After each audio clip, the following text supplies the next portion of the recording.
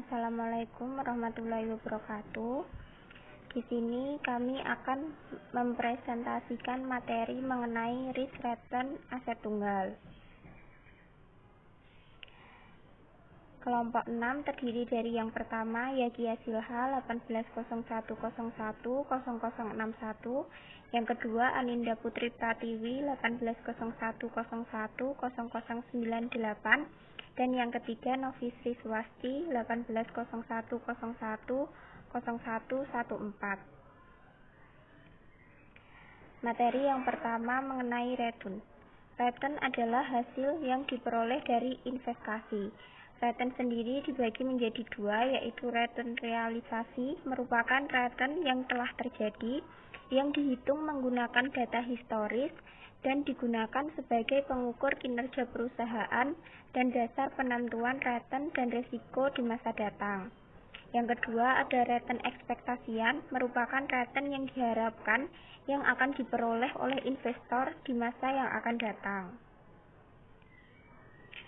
Return dapat diukur menggunakan beberapa metode. Yang pertama, return total. Return total merupakan return keseluruhan dari suatu investasi dalam satu periode tertentu. Return total sama dengan capital gain atau capital loss ditambah yield. Capital gain atau capital loss merupakan selisih untung atau rugi dari harga investasi sekarang relatif dengan harga periode yang lalu.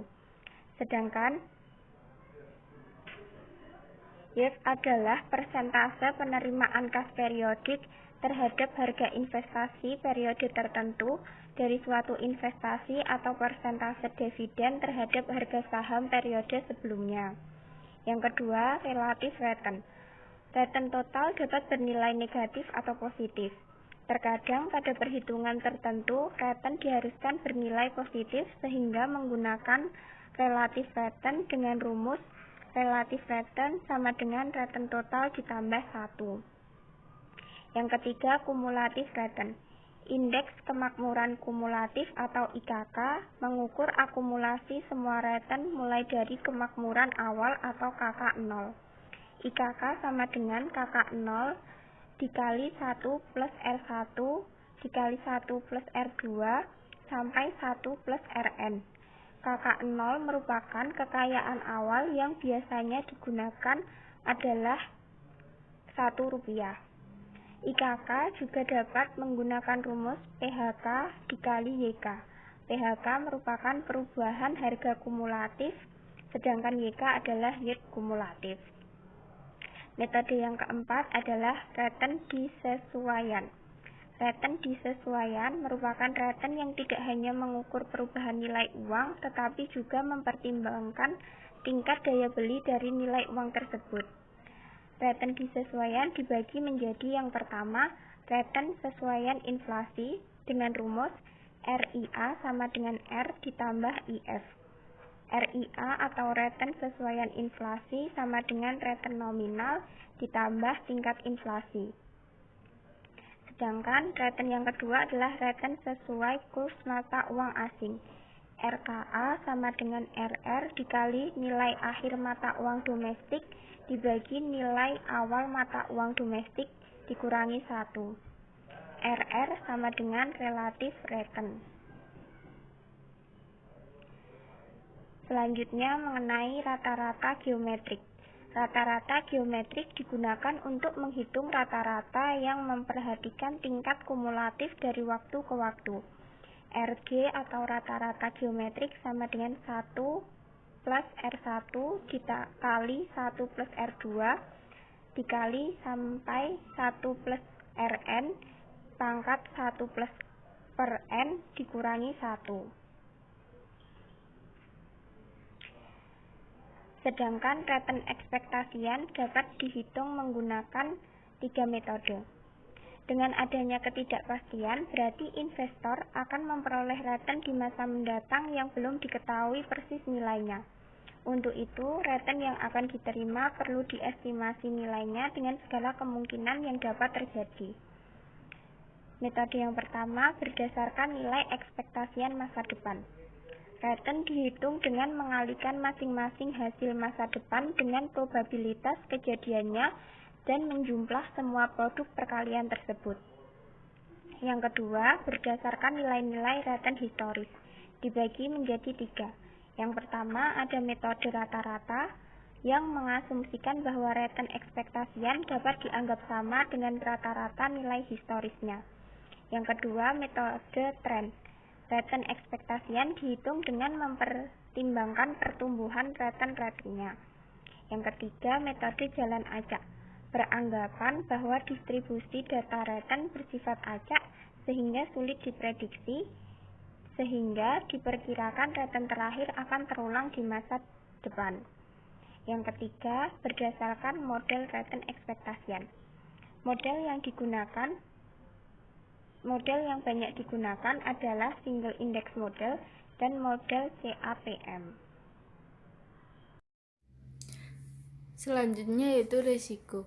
Risiko dari investasi juga perlu diperhitungkan. Return dan risiko merupakan dua hal yang tidak terpisah, karena pertimbangan suatu investasi merupakan trade-off dari kedua faktor ini.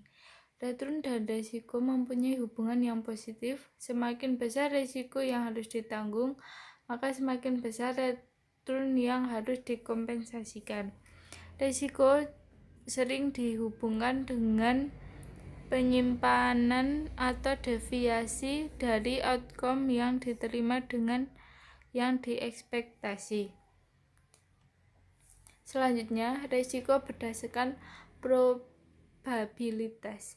Penyimpanan standar atau deviasi standar merupakan pengukuran yang digunakan untuk menghitung risiko.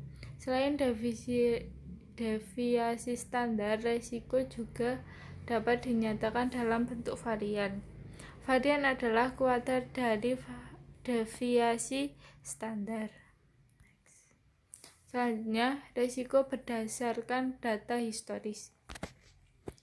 Risiko yang diukur dengan deviasi standar yang menggunakan data historis. Nilai ekspektasian yang digunakan di rumus deviasi standar dapat berupa nilai ekspektasian berdasarkan rata-rata historis atau tren atau random walk. Selanjutnya, koefisien variasi.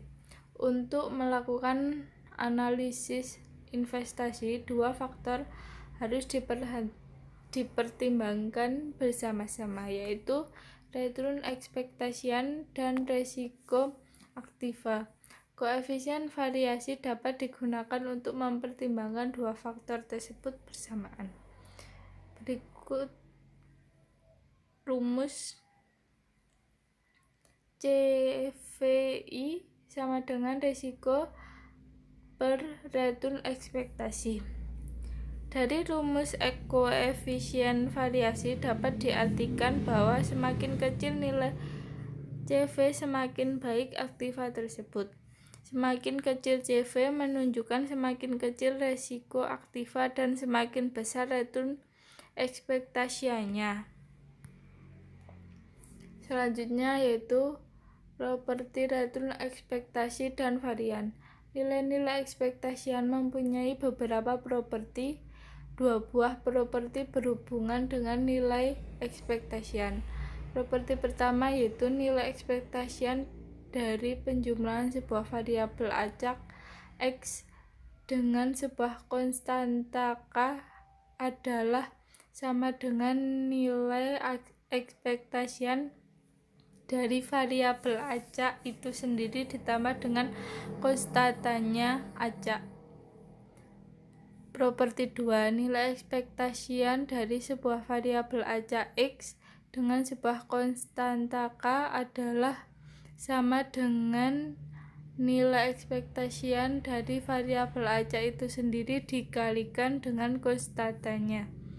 Properti 3, varian dari penjumlahan suatu variabel acak X dengan sebuah konstanta K adalah sama dengan varian dari variabel acak. Properti 4, varian dari perkalian sebuah variabel acak X dengan sebuah konstanta K adalah sama dengan varian dari variabel acak itu sendiri dikalikan dengan kuadrat konstantanya.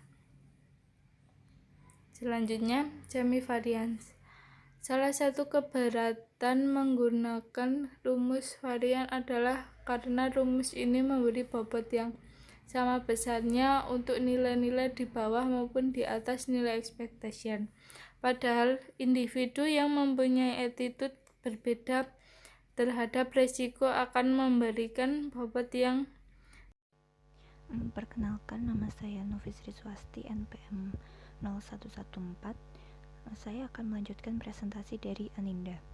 Selanjutnya ada semivarians. Salah satu keberatan menggunakan rumus varian adalah karena rumus ini memberikan bobot yang sama besarnya untuk nilai-nilai di bawah maupun di atas nilai ekspektasian atau nilai rata-rata. Padahal individu yang mempunyai attitude berbeda terhadap risiko akan memberikan bobot yang tidak sama terhadap dua kelompok nilai tersebut. Misalnya, individu yang tidak suka menghadapi risiko atau risk averse umumnya akan memberikan bobot yang lebih tinggi untuk nilai-nilai di bawah nilai ekspektasian. Bahkan, individu risk adverse hanya mementingkan nilai-nilai di bawah nilai ekspektasi tersebut. Alasan lain adalah risiko selalu dihubungkan dengan penurunan nilai. Rumus di semivarians adalah E dalam kurung ri dikurangi E dalam kurung ri pangkat 2. Selanjutnya ada mean absolute deviation. Baik varian maupun semivarian sangat sensitif terhadap jarak dari nilai ekspektasian, karena pengkuadratan akan memberikan bobot yang lebih besar dibandingkan jika tidak dilakukan pengkuadratan. Pengukuran risiko yang menghindari pengkuadratan adalah mean absolute deviation. Dengan rumusnya, MAD sama dengan E dalam kurung ri min E dalam kurung ri. Selanjutnya yaitu hubungan antara return ekspektasian dengan risiko. Return ekspektasian dan risiko mempunyai hubungan yang positif. Semakin besar risiko suatu sekuritas, semakin besar juga return yang diharapkan.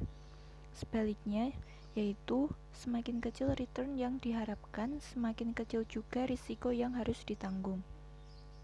Hubungan positif ini hanya berlaku untuk return expectation atau extant return, yaitu untuk return yang belum terjadi.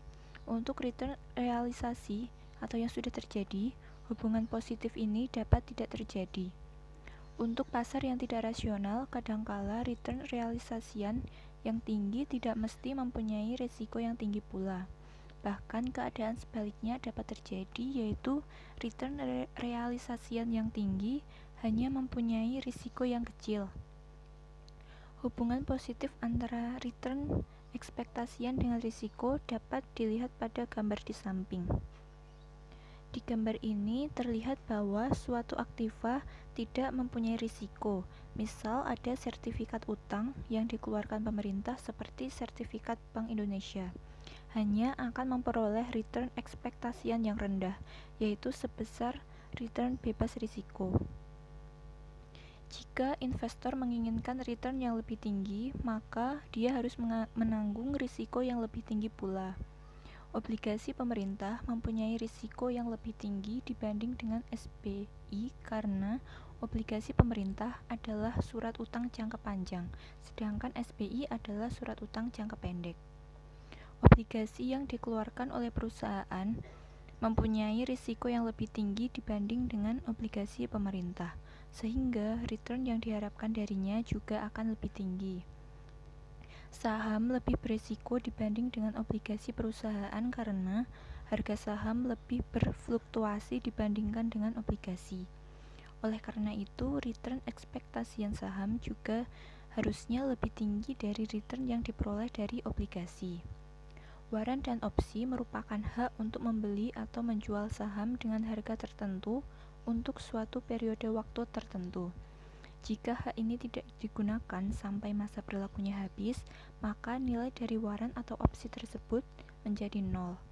Dengan demikian, pemegang waran atau opsi akan menanggung risiko yang besar, yaitu risiko kehilangan nilai waran atau opsi tersebut. Oleh karena itu, waran atau opsi diharapkan akan dapat memberikan return yang lebih besar dibanding dengan return dari saham atau obligasi. Future lebih berisiko dibanding dengan opsi. Future lebih berisiko karena hasilnya diperoleh di masa depan yang penuh dengan ketidakpastian. Misalnya adalah komoditi hasil bumi seperti kelapa sawit, jeruk, dan sebagainya, yang hasilnya di masa depan tergantung dari keberhasilan panennya. Sekian presentasi dari kelompok kami. Bila ada kesalahan, kami mohon maaf. Wassalamualaikum warahmatullahi wabarakatuh.